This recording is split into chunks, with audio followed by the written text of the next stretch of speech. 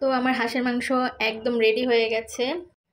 So আপনারা দেখে নিশ্চয়ই বুঝতে পারছেন লুকিংটা কত সুন্দর হয়েছে, যে দেখেন। আজকে আপনাদের সাথে আমি হাঁসের একটা রেসিপি শেয়ার করব। তো হাঁসটা আমি কিভাবে রান্না করব সেটাই আপনাদের সাথে শেয়ার করব। খুবই সিম্পল রেসিপিতে আমি আপনাদের সাথে শেয়ার করব। প্রথমেই আমি এখানে রসুন বাটা দিয়ে দিচ্ছি। রসুন বাটা আমি এখানে 2 টেবিল চামচ দিয়েছি। মশলার পরিমাণটা একটু বাড়িয়ে দিব হাঁসের মধ্যে, যেহেতু আমরা ভাত অথবা রুটি দিয়ে খাবো সেই জন্য। তারপর আমি এখানে আদা বাটা দিয়ে দিলাম 2 টেবিল চামচ। একটু বেশি পরিমাণেই দিচ্ছি আদা বাটাটা।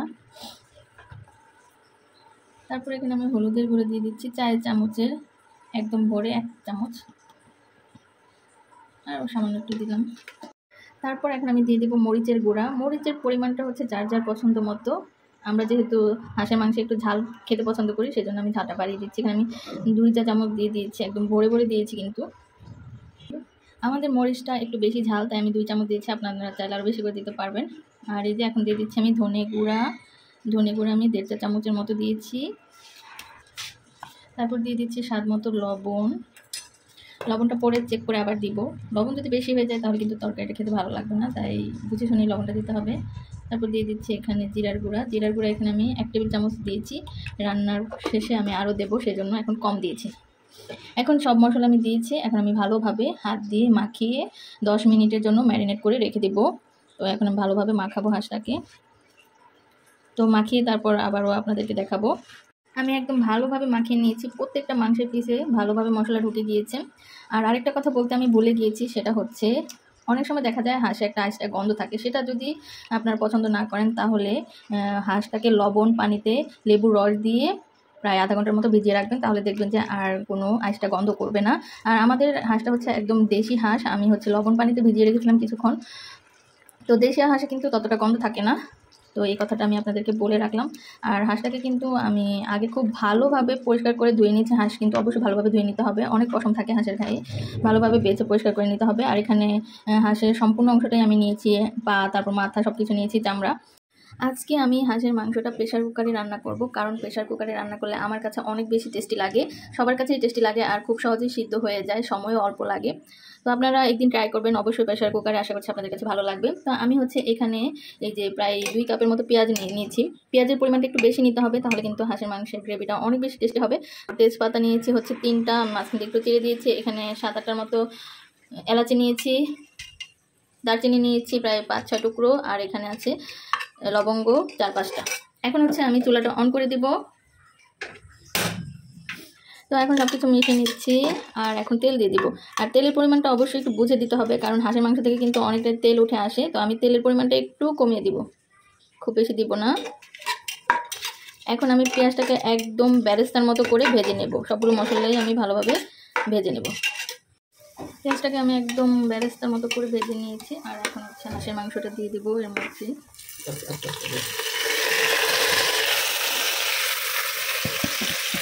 দিয়ে বাটিটা দিয়ে একটু পানি দিয়ে দিচ্ছি।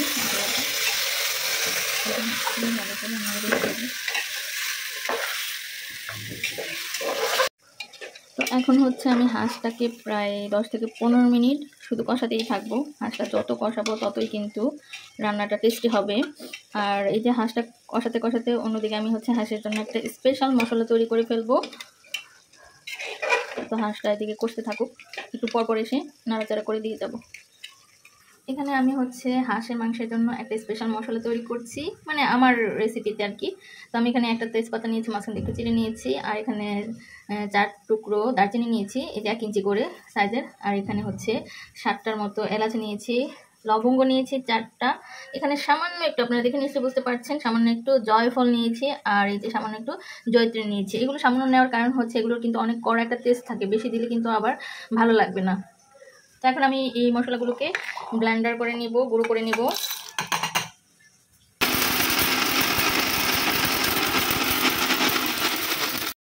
চলে আসলাম 10 মিনিট পর। এই যে দেখেন একদম তেল তেল বের হয়ে এসেছে।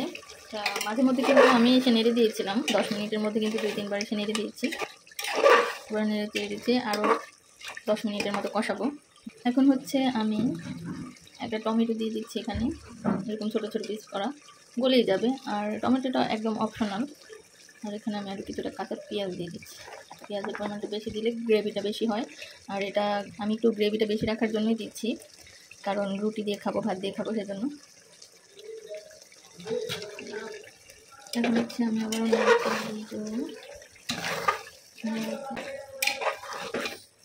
এবারও ঢাকনা দিয়ে দিলাম। আমি আরও 10 মিনিট কষাবো। মাংস কষানো হয়ে গেছে, দেখেন একদম তেল ভেসে উঠেছে, পানি শুকিয়ে মশলা একদম মাখা মাখা হয়েছে। দেখেন এখন সেই যে স্পেশাল মশলাটা গুঁড়ো করে রেখেছিলাম সেটা সম্পূর্ণটাই আমি এখানে দিয়ে দিচ্ছি। স্পেশাল মশলাটা গুঁড়ো করে রেখেছিলাম সেটা সম্পূর্ণ দিয়ে দিলাম। আর এখানে আমি 1 চা চামচের মতো জিরের গুঁড়ো দিয়ে দিলাম।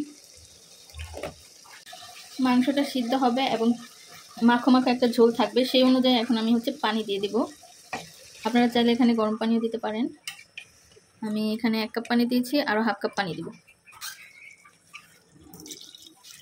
এখন হচ্ছে খুব ভালোভাবে নেড়ে চেড়ে মিশিয়ে নেব। লবণটা আমি আগে চেক করে নিয়েছি, লবণ আরও কিছুটা দিয়েছি। তারপর ঝালের জন্য মরিচ আরও কিছুটা দিয়েছি, আপনারা আপনাদের পরিমাণ মতো দিয়ে নেবেন। এখন ভালোভাবে নেড়ে দিচ্ছি, ভালোভাবে নেড়ে চেড়ে সব কিছু মিশিয়ে নিয়েছি। এখন হচ্ছে আমি ঢাকনাটা লাগিয়ে দিব। আর এই যে ঝোলের পরিমাণটা সম্পূর্ণই আপনাদের উপর, আপনারা কতটুকু ঝোল রাখতে চান সেই অনুযায়ী পানিটা দিবেন। আর আজকে আমি সরাসরি এভাবে ভয়েস দিচ্ছি, জানি না কতটুকু সুন্দরভাবে বলতে পারছি বা আপনাদেরকে বোঝাতে পারছি, তো আপনারা একটু কষ্ট করে বুঝে নেবেন। এখন আমি হচ্ছে ঢাকনাটা লাগিয়ে দিব, তারপর 4-5টা হুইসেল দিলেই আমি চুলাটা অফ করে দেব।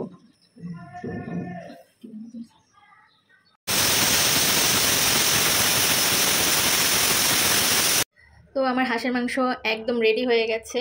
তো এখন হচ্ছে ফাইনাল লুকটা আপনাদেরকে দেখাবো, তো আপনারা দেখেই বলবেন কেমন হয়েছে। আর 5 থেকে 6টা হুইসেল দেওয়ার পরেই আমি চুলা থেকে নামিয়ে নিয়েছি। তারপর একটু ঠান্ডা হওয়ার পরে যে ঢাকনাটা খুলে নিচ্ছি, এখন আপনাদের সাথে ফাইনাল লুকটা শেয়ার করব। সো ধোয়ার জন্য কিচ্ছু দেখা যাচ্ছে না। সো আপনারা দেখে নিশ্চয়ই বুঝতে পারছেন লুকিংটা কত সুন্দর হয়েছে। এই যে দেখেন একদম মাখা মাখা হয়েছে। আর আমি কত অল্প তেল দিয়েছি, আপনারা দেখেছেন হাঁস থেকে কিন্তু এত তেল বের হয়ে এসেছে। তো হাঁস রান্না করলে অবশ্যই তেলের পরিমাণটা কমিয়ে দিবেন, তাহলে হাঁস থেকে দেখবেন অনেক তেল বের হয়ে আসে। আর প্রেশার কুকারে রান্না করলে এমনিতেও তেলটা এরকম ভাসা ভাসা থাকে। তো দেখে নিশ্চয়ই বুঝতে পারছেন অনেক সুন্দর হয়েছে।